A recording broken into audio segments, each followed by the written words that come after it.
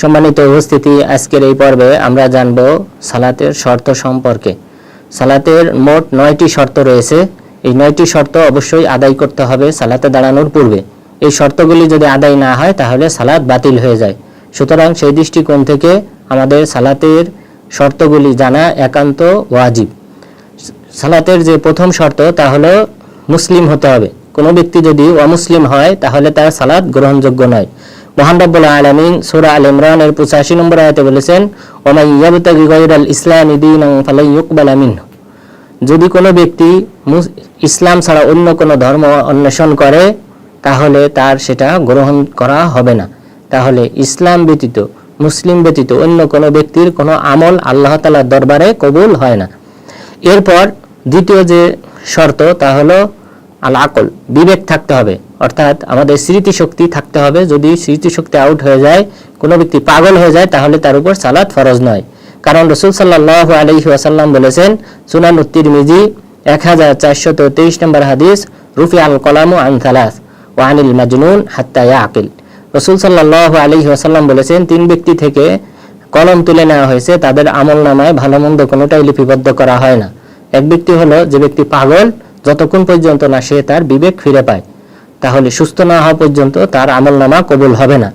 এরপর 3 নম্বর সালাতের যে শর্ত তা হলো সিন্নুত তামাইয়ুজ, অর্থাৎ পার্থক্য, ভালো মন্দের পার্থক্য করার মতো একটা বয়স হতে হবে। অর্থাৎ 1, 2, 3, 4, 5, কোনটা ডান হাত, কোনটা বাম হাত, কোনটা সামনে, কোনটা পিছনে ইত্যাদি তামাইয়ুজ করার মতো, পার্থক্য করার মতো জ্ঞান থাকতে হবে। আর সেটা হলো 7 বছর। তাহলে 7 বছর বা তার চেয়ে বেশি, বা 5 বছর তার চেয়ে বেশি হতে হবে। এর চেয়ে কম হলে তার উপর সালাত ফরজ নয়। কারণ রাসূল সাল্লাল্লাহু আলাইহি ওয়াসাল্লাম বলেছেন, মুরু আওলাদাকুম বিসসালাহ ওয়া হুম আবনাউ 7 সিনিন ওয়াদরিবুহুম আলাইহা ওয়া হুম আবনাউ 10, যে তোমরা তোমাদের সন্তানদেরকে 7 বছর বয়স হলে তাদেরকে সালাতের নির্দেশ দাও। যদি তারা সালাত আদায় না করে তাহলে 10 বছর বয়স হলে তাদেরকে প্রহার করো। তাহলে 7 বছর বয়সে নির্দেশ দিতে বলা হয়েছে, 10 বছর পর্যন্ত সালাত আদায় না করলে তাদেরকে প্রহার করতে বলা হয়েছে। সুতরাং এই ভালো মন্দের পার্থক্যের বয়সে উপনীত হবে, এটা হতে হবে। এটা হলো 3 নম্বর শর্ত। এরপর 4 নম্বর যে শর্ত সেটি হলো দুখুলুল ওয়াক্ত, তথা সময় হতে হবে।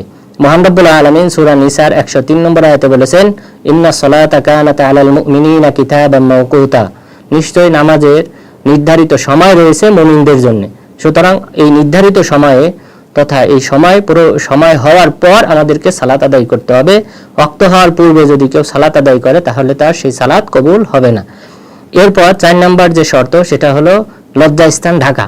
আমাদেরকে লজ্জাস্থান ঢাকতে হবে। মহান রব্বুল আলামিন সূরা আরাফের 31 নম্বর আয়াতে বলেছেন, ইয়া বানি আদম খুযু যিনাতাকুম ইনদা কুল্লি মসজিদ, হে আদম আলাইহিস সালামের সন্তানরা, তোমরা নামাজ আদায় করার সময় তোমরা সৌন্দর্যতা অবলম্বন করো, পোশাক পরিধান করো। ইবনে আব্বাস রাদিয়াল্লাহু আনহু এই আয়াতের উপর ভিত্তি করে বলেছেন যে আল্লাহ তাআলা এই আয়াতে যে লিবাস, পোশাক পরিধান করতে বলেছেন তার অর্থ হলো লজ্জাস্থান ঢাকতে বলেছেন। সুতরাং লজ্জাস্থান ঢাকাটা এই সালাতের অন্যতম একটা শর্ত। এরপর সালাতে আমাদেরকে পবিত্রতা অর্জন করতে হবে, ওযু করতে হবে। ওযুবিহীন অবস্থায় সালাত হবে না। ওযুটা 2টি কারণেই করতে হবে, অর্থাৎ যে সকল কারণে গোসল ফরজ হয় সেই কারণেও আমাদেরকে ওযু করতে হবে। এরপর ছোট যে সকল কারণে, অর্থাৎ পেশাব পায়খানার কারণে ওযু ভেঙে যায়, এই কারণেও আমাদেরকে ওযু করতে হবে। কারণ মহান রব্বুল আলামিন সূরা মায়েদার 6 নম্বর আয়াতে বলেছেন, ওয়া ইন কুনতুম জুনুবান ফাত্তাহহারু, তোমরা জুনুবি হলে তাহলে তোমরা ওযু করো। এরপর আল্লাহ তাআলা বললেন, ইয়া আইয়ুহাল্লাযীনা আমানু ইযা কুমতুম ইলাস সালাহ ফাগসিলু ওয়ুজুহাকুম ওয়া আইদিয়াকুম ইলাল মারাফিক, হে মুমিনগণ, তোমরা নামাজে দাঁড়ালে তখন তোমরা তোমাদের হাত মুখ ধৌত করো এবং তোমাদের হাতের কুনি পর্যন্ত ধৌত করো। এরপর আল্লাহ তাআলা ওযু করার নিয়মটা বললেন। তো সুতরাং এই ওযু করা এটা হলো নামাজের অন্যতম একটা শর্ত। রাসূল সাল্লাল্লাহু আলাইহি ওয়াসাল্লাম বলেছেন, সুনানে আবি দাউদের 61 নম্বর হাদিস, মিফতাহুস সালাহ আত-তুহুর, নামাজের চাবি হলো ওযু করা। তাহলে ওযুবিহীন অবস্থায় সালাত আদায় হবে না। এরপর আমাদের 7ম যে শর্ত সেটি হলো যে সকল ময়লা রয়েছে শরীরে, ময়লা নাপাকি, এই নাপাকিগুলা শরীর থেকে, পোশাক থেকে এবং যে স্থানে সালাত আদায় করা হবে সেই স্থান থেকে দূর করতে হবে। যদি কেউ নাজাসাত অবস্থায় সালাত আদায় করে তার সালাত হবে না। মহান রব্বুল আলামিন সূরা মুদ্দাসসিরের 4 নম্বর আয়াতে বলেছেন, ওয়া সিয়াবাকা ফাতাহহির, তুমি তোমার পোশাককে পরিষ্কার করো, অর্থাৎ পোশাকে যদি কোনো নাপাকি থাকে সেটা দূর করো। রাসূল সাল্লাল্লাহু আলাইহি ওয়াসাল্লাম স্থান পবিত্র করার ক্ষেত্রে যে দলিল সেটা হলো আনাস বিন মালিক রাদিয়াল্লাহু আনহু, তিনি বলেন যে সহিহ বুখারীর 6025 নম্বর হাদিস, যে একজন গ্রাম্য ব্যক্তি এসে মসজিদে পেশাব করলেন।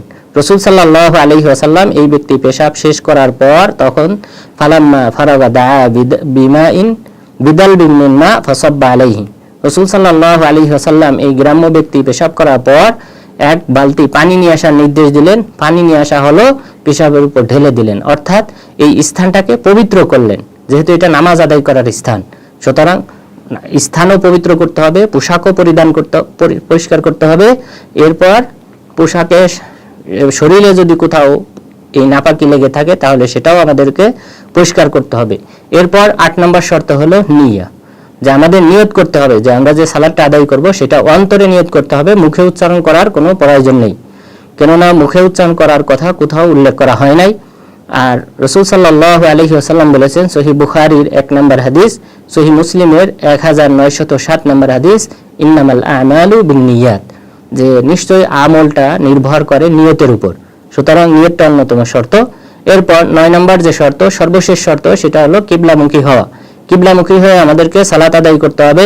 মহান রব্বুল আলামিন সূরা বাকারার 144 নম্বর আয়াতে বলেছেন, ফাওয়াল্লি ওয়াজহাকা শাতরাল মসজিদিল হারাম, আপনি আপনার চেহারাকে বাইতুল্লাহর দিকে মুখ করেন, অর্থাৎ নামাজের সময় বাইতুল্লাহ মুখী হয়ে দাঁড়িয়ে সালাত আদায় করতে হবে, অন্যথায় সালাত আদায় হবে না।